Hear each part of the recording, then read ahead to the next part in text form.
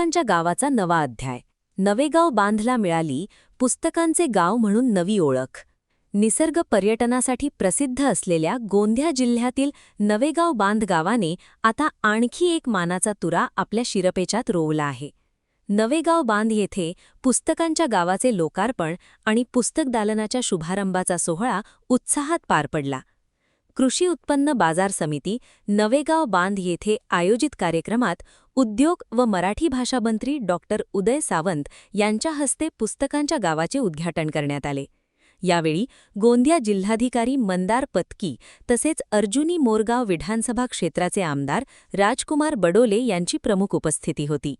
गावामध्ये वाचन संस्कृती रुजवण्यासाठी एका वाचनकट्ट्याचे उद्घाटन झाले असून अजून 9 वाचनकट्टे निर्माण करण्यात येणार आहेत. नागरिक आणि विद्यार्थ्यांना पुस्तकांशी जोडण्याचा हा अभिनव उपक्रम राबवण्यात आला आहे. राज्यातील निवडक गावांपैकी 3 गावांना पुस्तकांचे गाव हा उपक्रम मिळाला असून नागपूर विभागातील पहिल्या गावाचा मान गोंदिया जिल्ह्यातील नवेगाव बांधला मिळाला आहे. निसर्ग पर्यटनासाठी ओळखल्या जाणाऱ्या नवेगाव बांधची ओळख आता पुस्तकांचे गाव म्हणूनही निर्माण झाली आहे.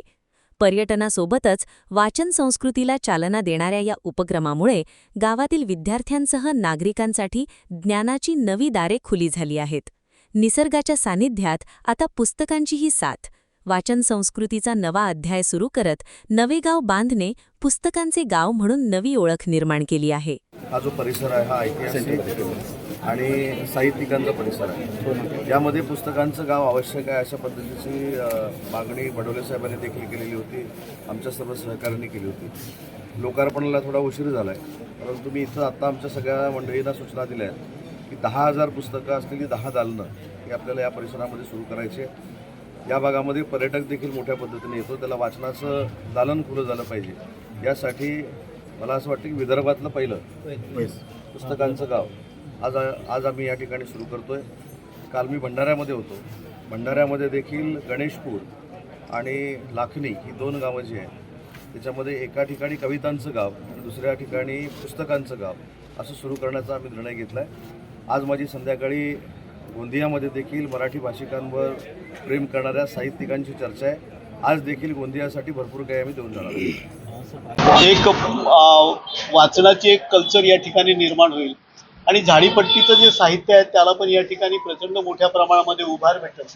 ते पण महाराष्ट्रामध्ये जाईल. या दृष्टीने या ठिकाणी साधारणतः आता सुरुवातीला जे 10 या ठिकाणी कक्ष उभारण्यात येणार आहेत तर त्याच्यामध्ये 10,000 पुस्तकं असतील. पुढच्या कालखंडामध्ये याच्यामध्ये वाचन संस्कृती वाढली तर जवळपास 40,000 पुस्तकं ठेवण्याची या ठिकाणी सुविधा उपलब्ध होणार आहे. आणि म्हणून माननीय मंत्री महोदयांनी या ठिकाणी लोकार्पण करताना म्हटलेलं आहे का झाडीपट्टीचं साहित्य संमेलन या होईल. आम्ही झाडीपट्टीची अकॅडमी पण या ठिकाणी निर्माण झाली पाहिजे आणि एकूणच हा सांस्कृतिक वारसा या भागातला आहे. मग इकडची गोंडी भाषा असेल, इकडच्या कोळी समाजाने जे तलाव बनवलेले असतील ते सगळे असतील तर या सांस्कृतिक परंपरेला जपण्यासाठी या ठिकाणी पुस्तकाचं गाव आणि एक मराठी या अभिजात भाषेचा दर्जा भेटल्यानंतर या भागाच्या भाषेचं जतन करण्याच्या दृष्टीनं पुढच्या कालखंडामध्ये माननीय मंत्री महोदयांना आम्ही या ठिकाणी म्हटलेलं आहे आणि या ठिकाणी उद्योग पण निर्माण व्हावेत त्या दृष्टीनं पण त्यांना निवेदन दिलं. तर मला वाटतं या ठिकाणी नक्कीच या भागामध्ये सुरजागडचा एखादा प्रकल्प उभा होईल अशी आशा आपण या ठिकाणी वाढवू.